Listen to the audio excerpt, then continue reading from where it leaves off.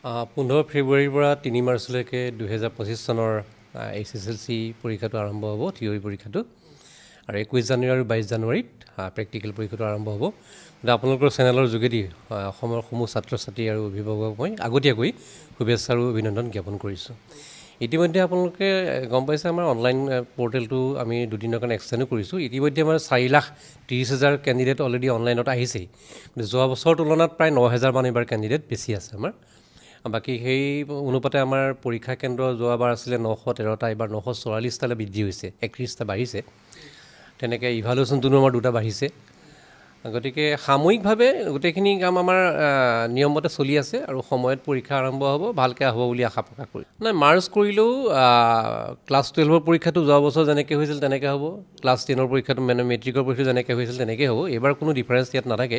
সেইকাৰণে এবাৰ SSLC 2025 সেইমতে আমাৰ পৰীক্ষাটো আৰম্ভ হ'ব। গতিকে দুটা বেলেগ বেলেগ ধৰণে হ'ব আৰু আগৰ নিচিনা ছিষ্টেমতে হ'ব। গতিকে ইয়াত কোনো বেলেগ ধৰণৰ কথা ইয়াত আহি নপৰে। গতিকে ষ্টুডেণ্টখিনি আগতে যি সুবিধা পাইছিলে একে সুবিধা পাব। বাকী OMR ছিষ্টেমটো আপোনালোকে আছে, যোৱা বছৰ নিচিনাকৈ আছে, আপোনালোকে গম পায়ে। কিন্তু এইবাৰ অলপমান ডিফাৰেঞ্চ এটা আছে। এইবাৰ যিটো মানে কোৰ্চ ছাবজেক্টৰ ইংলিছ, মেথছ, ছায়েন্স আৰু ছ'চিয়েল, এই 4টা ছাবজেক্ট OMR আছিল, এইবাৰো আছে। কিন্তু এইবাৰ পাৰ্থক্যটো এইটোৱেই, এইবাৰ OMRতো ইণ্ডিপেণ্ডেণ্টলি পাছ কৰিব লাগিব আৰু সেই ডেছক্ৰিপটিভতো ইণ্ডিপেণ্ডেণ্টলি পাছ কৰিব লাগিব, বেলেগ বেলেগকৈ পাছ কৰিব লাগিব। যোৱা বছৰ একেলগে আছিলে, এইবাৰ একেলগে নহয় আৰু বেলেগ বেলেগকৈ পাছ কৰিলেহে পাছ কৰিব পাৰিব।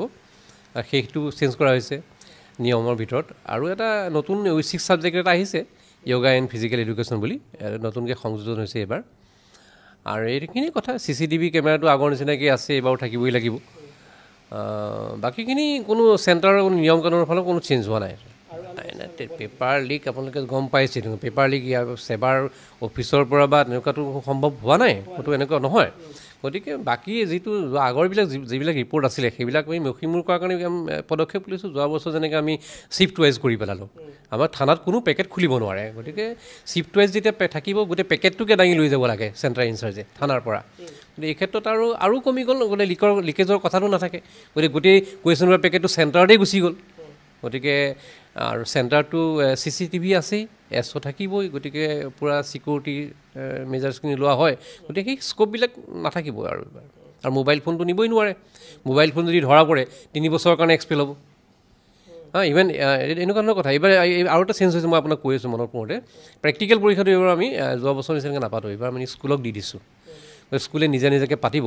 যেনেকৈ মই ক'লোঁ আপোনাৰ 21 জানুৱাৰী আৰু 22 জানুৱাৰীত আছে। বাকী কিবা মানে তেওঁলোকক অথৰিটি দিয়া হৈছে। কিন্তু এটা কথা, তেওঁলোকক অথৰিটি দিয়া হ'লেও কেনেকৈ মাৰ্ক এণ্ট্ৰি কৰিব, কেনেকৈ ইভালুৱেশ্যন কৰিব, সেইখিনি আমাক জমা দিব লাগিব। তাৰমানে ধৰক এটা এক্সাম্পল, এজন ষ্টুডেণ্টে যদি মিউজিকত ধৰক 45 পায়, কিন্তু 45 কেনেকৈ পালে গতিকে ব্ৰেকআপ অফ মাৰ্কছটো আমাক দিব লাগিব। সেই ছিটটো আমি পাব লাগিব। যদিহে সেই ছিটটো আমি নাপাওঁ, সেই ষ্টুডেণ্টৰ ৰিজাল্ট উইথেল থাকিব। গতিকে তেনেকুৱা ধৰণৰ কথা, অলপ চেঞ্জেছ আহিছে এইবাৰ, নতুন ব্যৱস্থা। এইটো এইবাৰ ফাৰ্ষ্ট টাইম কৰা হৈছে। এইখিনিয়ে কথা। বাকী আৰু সকলোকে পুনৰবাৰ মই অভিনন্দন জ্ঞাপন কৰিছোঁ আৰু সকলোৰে যোগাত্মক সহযোগিতা বিচাৰিছোঁ, যাতে SSLC 2024 পৰীক্ষাটো সৰ্বতোপ্ৰকাৰে যাতে কৃতকাৰ্য আমি লাভ কৰিব পাৰোঁ আৰু ষ্টুডেণ্টক যাতে এটা ন্যায় দিব পাৰোঁ, তাৰ কাৰণে সকলোৰে ওচৰত মই আগতীয়াকৈ এটা আবেদন